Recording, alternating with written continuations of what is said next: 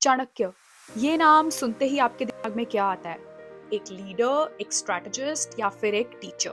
चाणक्य थे इंडिया के सबसे इंटेलिजेंट पर्सन और उन्होंने अपनी सारी टीचिंग्स एक सीक्रेट बुक में लिखी थी और इस बुक का नाम है अर्थशास्त्र। ये बुक 2000 साल पहले लिखी गई थी। पर अब आप ये सोच रहे होंगे कि इतनी पुरानी बुक की रेलेवेंस क्या आज की मॉडर्न सोसाइटी में है?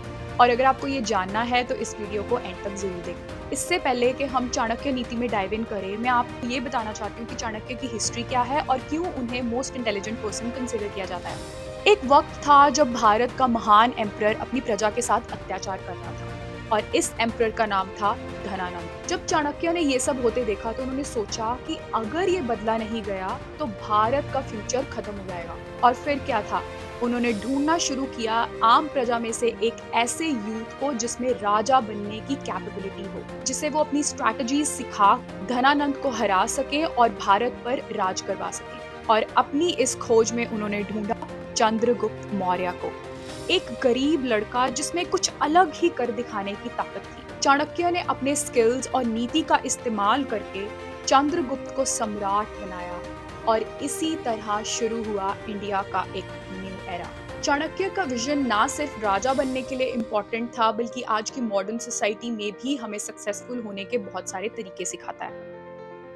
एक स्ट्रैटेजी तभी सफल होती है जब उसे सीक्रेट रखा जाए, जैसे पेड़ के पत्ते फलों को बर्ड से बचाते हैं। ये तब की बात है जब चंद्रगुप्त ने भारत को एक करने की शुरुआत की थी। चाणक्य उनकी हर स्ट्रैटेजी को दुश्मन से बचाकर रखते थे, क्योंकि उनका मानना था कि गलत समय पर रिवील होने वाले प्लान अक्सर ही फेल हो जाते हैं। जरा सोचो, आज तक आपने कितने गोल्स बनाए और कितने उनमें से आप एक्चुअल में अचीव कर पाए? जब आप अपने गोल्स को किसी के साथ शेयर करते हो तो अगर तो वो आपके गोल सुन के आपको कॉन्ग्रेचुलेट करते हैं या फिर आपकी तारीफ करते हैं, तो मोस्टली वो तारीफ सुन के हम खुश हो जाते हैं और ये सोचने लगते हैं कि शायद हमें कुछ ज्यादा करने की जरूरत नहीं है, जिससे आपका फोकस कम हो जाता है।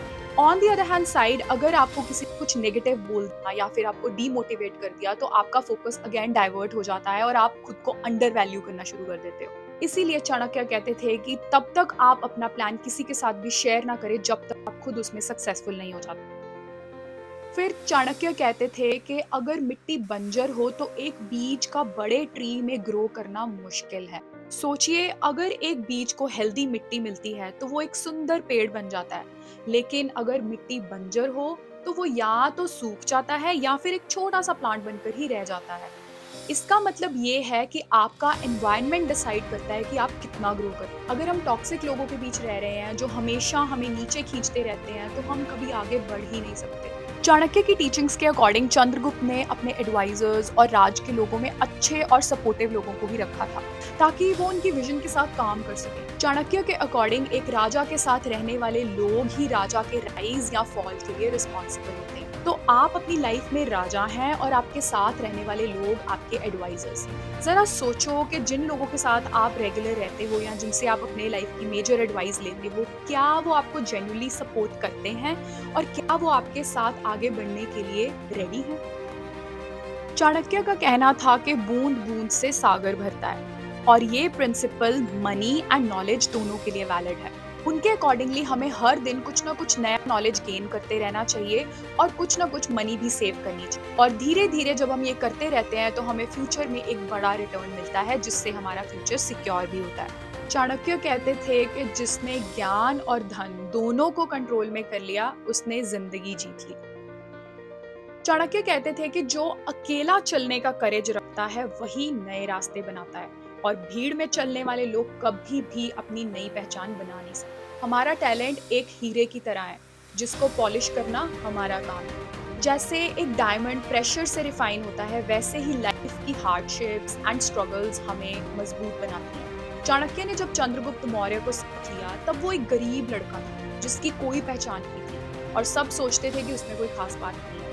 पर चाणक्य ने उसकी इनर कैपेबिलिटी को पहचाना और ना सिर्फ उसको गाइडेंस दी, बल्कि उसे अपने आप पर विश्वास करना भी सिखाया। और इसी विश्वास की वजह से चंद्रगुप्त एक दिन भारत के रूलर बन गए और इसीलिए हम आज उनकी बात कर रहे हैं। और अगर हम आज की सोसाइटी की बात करें तो हम बहुत अंडर वैल्यू फील करते हैं।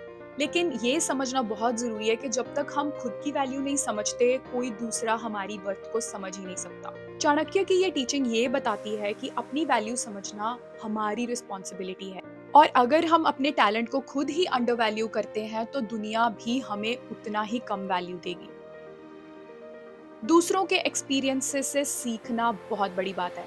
आपको कभी ये सोचने का मौका मिला है कि अगर आप लाइफ के सारे एक्सपीरियंसेस खुद एक्सपीरियंस करके लेसन्स लेना चाहो तो क्या ये जेन्युइनली पॉसिबल है? क्योंकि ज़िंदगी इतनी बड़ी है ही नहीं कि आप इतनी गलतियाँ कर सको अपने आप को सिखाने के लिए। इसीलिए चाणक्य कहते थे कि दूसरों के एक्सपीरियंस से सीखना चाहिए, क्योंकि एक ही ज़िंदगी में सब कुछ सीखना मुमकिन नहीं है।